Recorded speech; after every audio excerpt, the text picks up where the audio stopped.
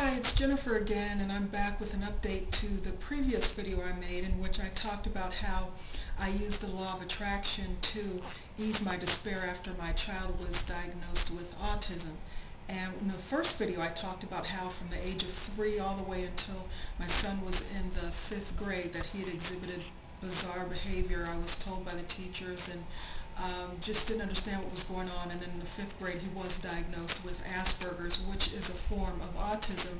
So now I'm back to talk about the 6th grade. He's now in the 6th grade, he's in middle school, so new school, new surroundings and everything, and I'm happy to report that everything is so much better this year, and he's exceeded everybody's expectations. In fact, when he was in elementary school, they were afraid that he was just going to have a total meltdown because children who are diagnosed with any type of autism are believed to have a hard time with any type of change. So here my son was facing a new school, a different bus, a longer bus ride.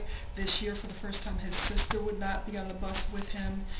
Instead of having just one teacher like he did last year, this year he has 8 teachers, but I'm happy to say he has adjusted amazingly well. And in fact, I'm being told by the teachers that you would never even know that he even has Asperger's. And this is the first year that I have not received a phone call from the school telling me that my son is exhibiting bizarre behavior. They have concerns about what he may do to himself or others. In fact, they're telling me that they wish they had more students like him, that he's responsible, always comes to class on time, is very smart, is very well prepared.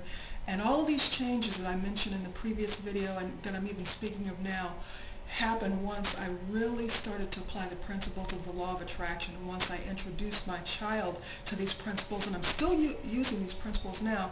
And in fact, the major shift that occurred from the 5th grade to the 6th grade really started to unfold very rapidly, and that was after I just was able to sit down, again, applying these laws of attraction. And part of it is not to resist and not to seek something in desperation. And I realized from the age of 3, from the time my child was 3, all the way really up until the 5th grade, I had been desperately trying to change things. I considered this to be a bad situation.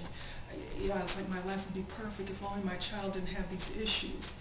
And I just kept thinking, oh, this is just such a bad thing, and I want my son, I wish he could just be quote-unquote normal and act like the other kids. And that was such major resistance. So in turn, that's what I was attracting into my life, more things to make me feel desperate, to get frustration, and again, what you resist persists. And so I sat down one day and I realized, well, I've got to stop allowing this situation to control my emotional well-being.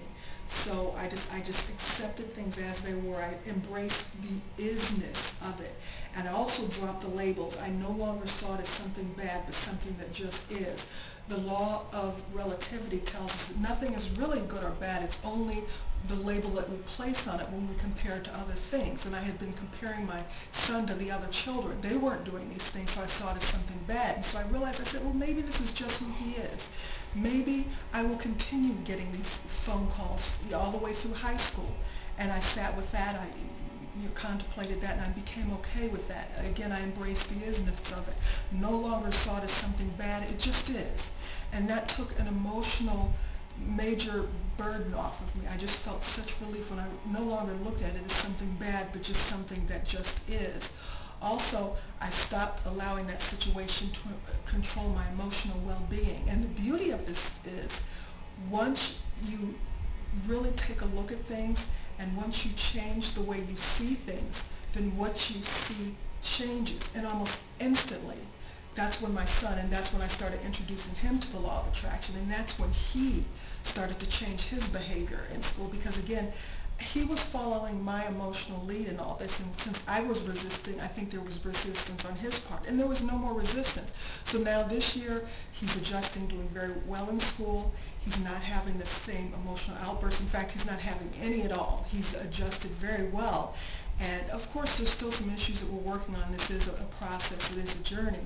But he's been able to embrace the situation, and again, he was following my emotional lead, so he doesn't resist this either. And he's not popular right now, but the kids aren't rejecting him like they were last year, and they've learned to accept him as he is, and maybe he is a little different, but he's really blending in with just the whole environment there. Again, he's not overly popular right now, but he's okay with that.